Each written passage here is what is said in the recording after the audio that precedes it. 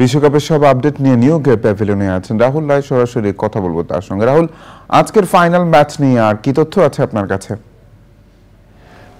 হৃদয়, আপনাকে ধন্যবাদ। আমরা কিন্তু পুরো বিশ্বকাপ জুড়েই বিভিন্ন সময়ে রিপোর্টিংয়ের মাধ্যমে কিংবা কখনো লাইভ রিপোর্টিংয়ের মাধ্যমে আমরা জানিয়েছি যে কী কী তথ্য, সর্বশেষ তথ্যগুলো আপনাদের মাধ্যমে আমরা দর্শককে জানিয়ে দিয়েছি। আজকে ফাইনাল ম্যাচ আর কিছুক্ষণ পরে সেই মহেন্দ্রক্ষণ রাত 8:30 বাংলাদেশ সময় শুরু হবে সেই ফাইনাল, ভারত এবং সাউথ আফ্রিকা।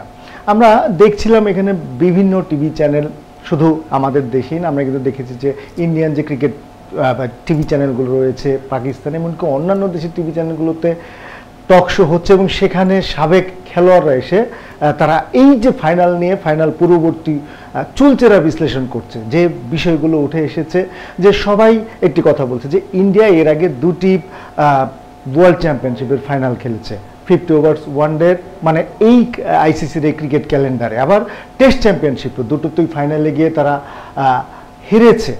আবার সাউথ আফ্রিকা, তারা এর আগে ওয়ানডে এবং টি20 সহ তারা 7টি সেমিফাইনাল খেলেছে, একবারও ফাইনাল খেলতে পারেনি। তাই তারা বলছে যে ফাইনাল ম্যাচটা যদি ব্যাটে বলে বিবেচনা করা হয়, সেই তুলনায় কাগজে কলমে ইন্ডিয়া হয়তোবা শক্তিশালী, কিন্তু সাউথ আফ্রিকাও ছেড়ে কথা বলবে না। কিন্তু সবাই একটি কথা বলছে যে ফাইনাল ম্যাচ সবসময় প্রেশার ম্যাচ, একটা স্নায়ুর ম্যাচ হয়ে যায়। এই প্রেশার ম্যাচটা যারা ওভারকাম করতে পারবে তারাই হয়তোবা শেষ হাসি হাসবে।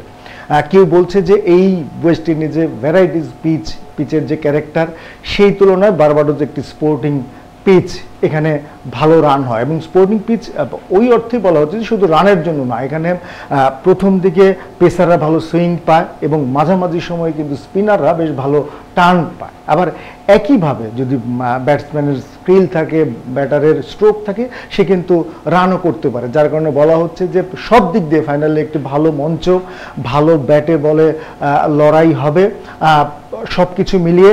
তবে যেটি কিছুটা আতঙ্ক রয়েছে, যে বৃষ্টির আতঙ্ক। আমরা দেখেছি যে বৃষ্টি ভীতি অনেকগুলো ম্যাচেই কিন্তু বৃষ্টি এই ফাইনাল ম্যাচটিকে বাধাগ্রস্ত করেছে। তবে সবাই চাইছে যে একটি জমজমাট ম্যাচ হোক, যেটি বারবার বলছে যে আসলে একটি ইতিহাস রচনার ম্যাচ সাউথ আফ্রিকার জন্য।